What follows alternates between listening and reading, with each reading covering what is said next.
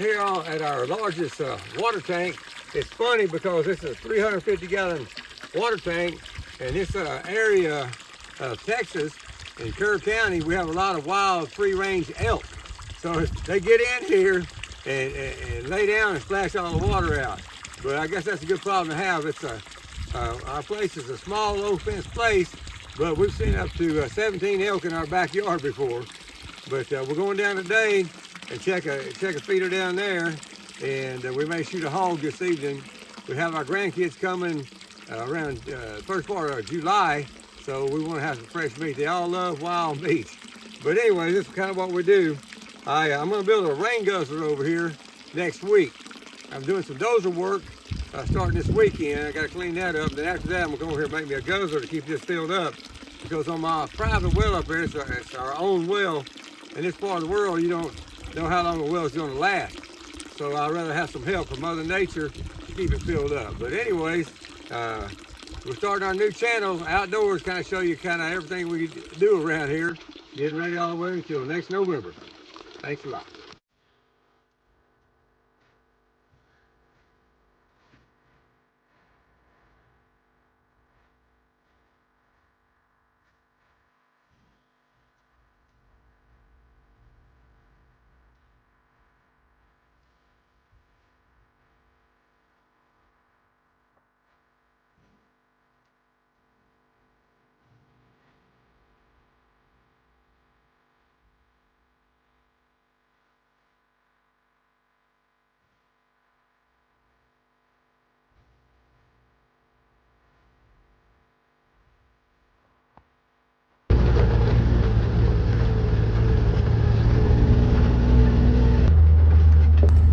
This is one of the nicer views we have on the place here. That open area that you can see about a mile or two over there, that's a 16,000 acre ranch. And so the red deer and the elk have been in this area for the last 20 something years. I've seen them out here. But anyway, they kind of, maybe a lot of they have sanctuary over there and they come in and out. But I've seen them 10 miles down the road and 10 miles the other direction. So they're all over. They're living and breeding out here.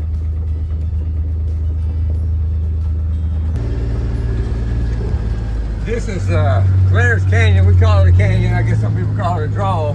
But when I first bought this place right here, the cedar choppers had come in here and cut down every big old gigantic cedar tree and just dropped them and just left them all in this canyon right here. You could not even walk in there. And it just looked like a place where it would just be full of rattlesnakes.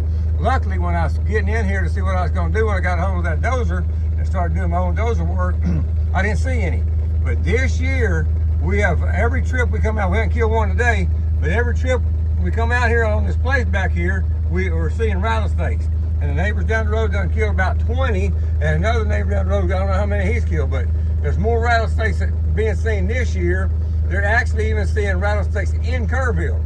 And I talked to a lady with a light company the other day, and she said that she hasn't seen a rattlesnake on her place in 20 years, and she's seeing rattlers. But up here, we're going to go and check our cameras. The other day, we came in here, and I looked under this tree because I figured it'd be a great place for a rattler to be laying, and didn't see anything. We started working, getting the cameras, everything was still watching around. All of a sudden, we were leaving, there goes, rattlesnake, rattlesnake. I'm about to jump like a clown. I thought I was standing on one, but it was right in that, underneath that tree where I just looked. So, I mean, you got to be so careful. You can't see those rascals. I mean, you can't see the big ones and you can't see the little ones. Right here, as you can see, the hogs have got everything cleared out. You can see the ground perfectly. But right over here, right under this tree right here, right there I looked, there was nothing. We got ready to leave, there was a rattlesnake coiled up right there. So that's pretty spooky. So now I got my Taurus Judge with me with a shotgun. Still got number 9 shot in it, and it sure makes a difference. I mean, you don't have to be that good a shot to get one of them. But all this over here, I'm gonna clean it up later, but keep hoping the hogs will clean it up for me. But we're gonna get our camera here. I see elk tracks here right now as we're speaking, but we're gonna pick up our camera card right here.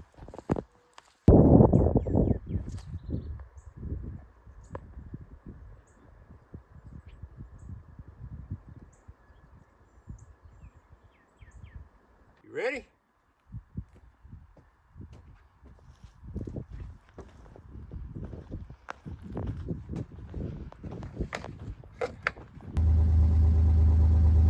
This is a 2023 Kawasaki Mule FXT, a ranch edition, $22,000 plus tax.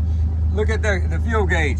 It's so full, it's all flipping around. And I've looked everywhere to see how you reset it. You can't reset it. You got to go in and let them change it. This is such a beautiful canyon right here after I cleaned it out. Whenever I was running that dozer, this is rock country, so after I get it cleared out, I take that dozer blade and I raise it up and I just run that rock in best I can, because you still see millions of rocks, but you should have seen it before. But it sure turned out pretty. In the wintertime, I had this whole canyon filled up with ryegrass, and everything around here loved it. And it was absolutely beautiful. Of course, it turned to seed, so I'm wondering if some of it might come back this next winter, but I hope so.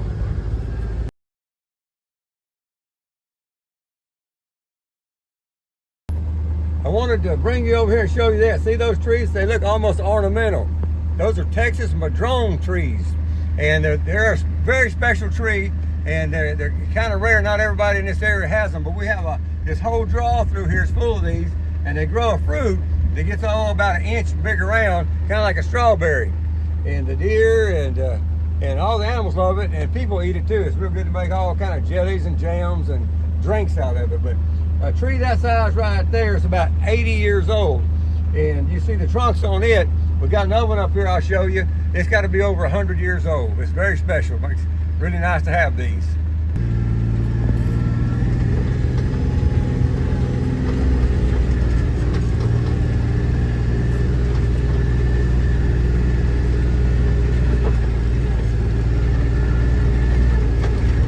I'm looking for this big old Texas madrone up here. It's the biggest one I got on the place. I hardly ever come through here because I keep it quiet as a sanctuary. A lot of the deer, the elk, and everything bed up in here. Let me see if I can see it. It's supposed to be around this corner over here.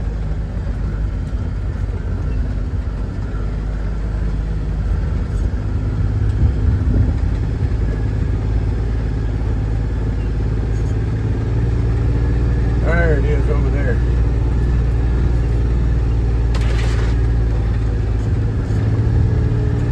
This big old madrone tree right here is well over 100 years old. Look at the size of that thing. We're so fortunate that can be growing on our place here. God is great. This is just part of our fence. As you can see, it's just a 4-foot fence, and those elk just about step over it. But I don't build my own fences anymore. I'm just too old for that. But I do all my own clearing and all my own bulldozer work. I really, really enjoy that. But I always use a guy I've been using for over 20 years in this area, all the way from here to Sonora to Del Rio. It's funny, right here the other day, we pulled up here to check this camera card, and you can see also right here, you can see everything around. There's, you can see the ground completely. Claire walked over to that camera right there to get that card. Right beside it, 4 feet to the left, about a 4-foot rattlesnake took off laying right there. So I guess with all the rain, you can see how green it is around here. It's just really, really turned green. We got more rain than you normally get, so it's just exploded here. And of course, the more rain we get, it's a wonderful thing, but the more rain, the more mice and rats, and the more mice and rats, the more rattlers. So we have a lot this year. We've killed, seen a lot of baby rattlers, and so next year ought to be really not good. But anyway, the deer are coming on real good. Already having big racks. For some reason, yeah, you know, Kerrville, Texas and Kerr County got little bitty deer about the size of dogs. But for some reason, this area out here, I've hunted all over Texas, South Texas, East Texas, everywhere, where they have bigger deer.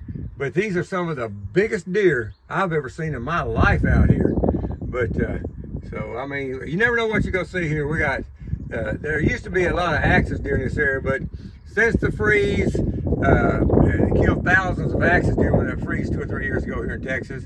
And after that, all the high fence places lost their deer, so they trapped almost every living exotic in the Texas Hill Country.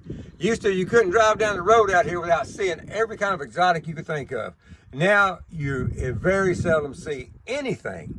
So, but we still have aoudad, elk, from time to time fallow deer, from time to time other exotics, but and a lot of turkeys and hogs. But as it used to, it was a somebody who loves hunting and even just loves seeing wildlife. This place was like Disneyland. I mean, it was everywhere. But in this area, we do have gigantic deer.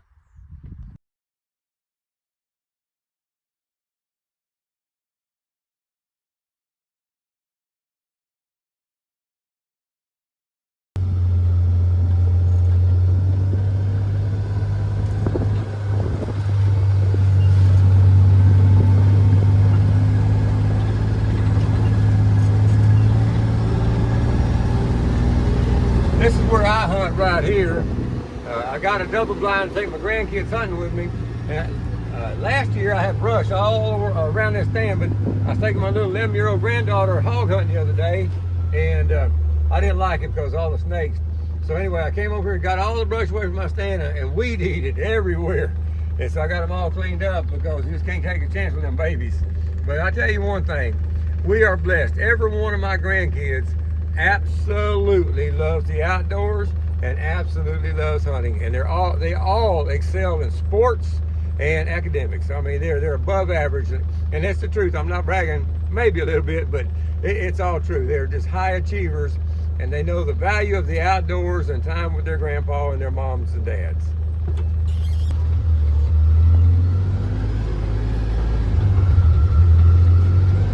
In the Texas Hill Country, in the last 10 years, even a little bit before that, but really truly in the last 10 years, there are more and more black bear sightings.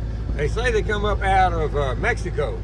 And right here, over there where I hunt, where we just left, I was sitting there last deer season, and I saw something big and black coming through the brush.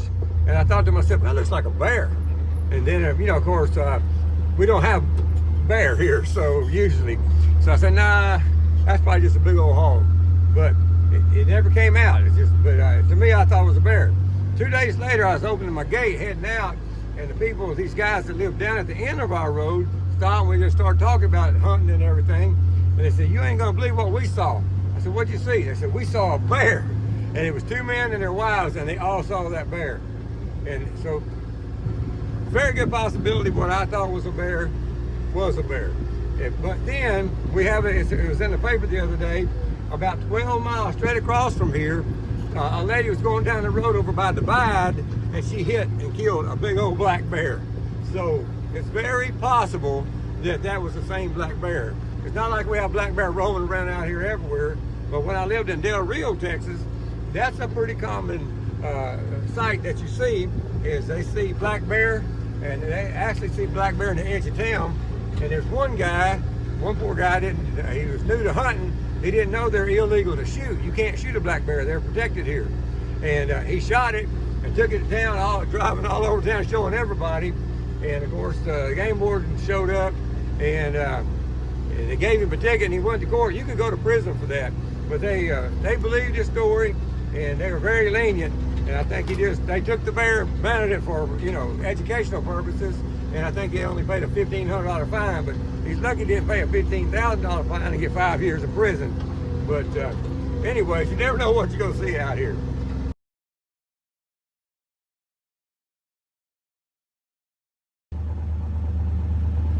Now this hill right here does not look all that bad on the four-wheeler.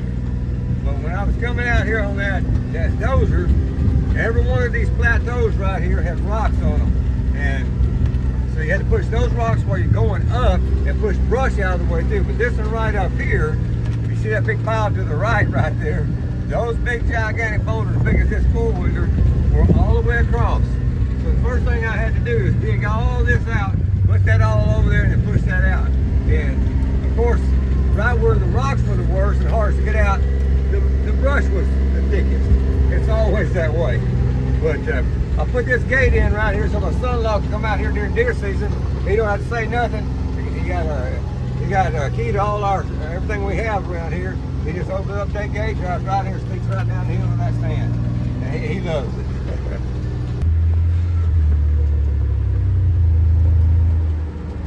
This is just another pretty view right here. I really do like. Last year, of course, I just bulldozed this last year to build this fence and everything. And already this year with all the rain we have, everything's filling back in. And of course, that's the best time because all kind of legumes and little bitty bean sprouts and little plants that deer like better than anything, just wild food is popping up everywhere. But and the turkey, we have so many turkey in here. About a month before turkey season opens up, this place got more turkey than you ever seen. And by the time turkey season opens up, there's not one turkey. That's about the case, I guess. Maybe one. Maybe one. This past weekend, our granddaughter came over, and I mean, she just really is excited about hunting. She wanted to go hog hunting. So we went hog hunting, and we sat out there, and it was hot. And we sat out there all evening long, didn't see anything. The next morning, she goes, "Papa, can we get up in the morning and go hunting?" I said, "Yeah, we sure can." So got up one hunting, sat out there then, and all we saw was deer and squirrels and rabbits. So I asked her, I said, "Well," she's never shot anything before in her life. And I said, "You want to shoot a rabbit? We'll eat it for lunch today." She goes, "Yes, sir." So anyway, that rabbit was 60 yards away, and I had a 22. She shot that rabbit and killed it at 60 yards away. So she's just like her grandmother and her mother, who both absolutely the best shots in the family and love hunting. We've learned from the best. Oh, I love you.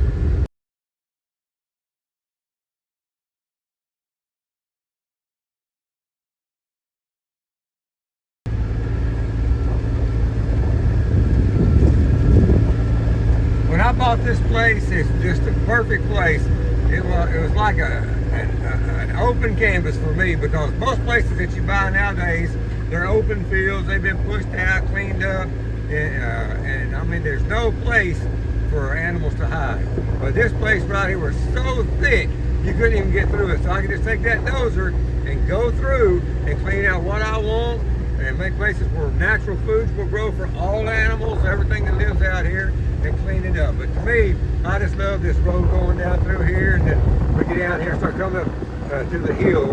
But that's some of the beauty of the Texas Hill Country. This is the road coming back up to the house. I got it nice and run in and smooth as you can get it without adding base to it. Nice road, but starting this next weekend, I'm gonna have that dozer.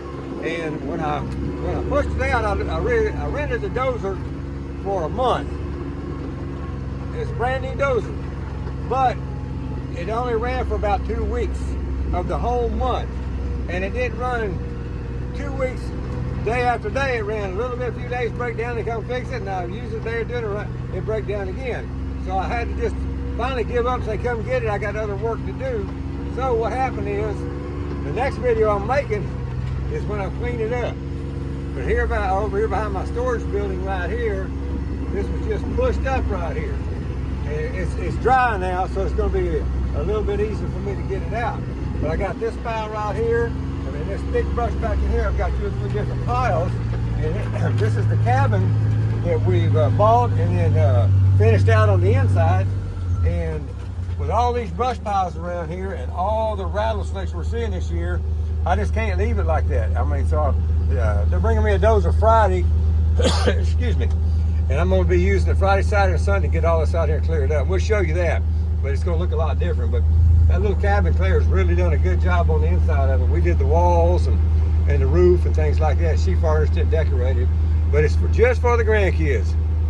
She'll explain it to you when she does a video on it, but they're going to love it over here. They're all about, they're from, how old is Micah? 10. 10. They're from 10 to 11 years old. Well, actually from 3 to 11 years old. And they're going to be staying over here. They can watch their own TV, play their games, and everything. So we thought it'd be just perfect to have them their own special kids cabin. I just want to let my followers on Rumble know that for 4 years now, I've had Junction Texas Outdoors. And it all started out to be an outdoors hunting and fishing family channel. And it just turned into politics. And I'm sick and tired of it, because like I said in one of my last videos, it's already written what's going to happen. God wants us to be happy.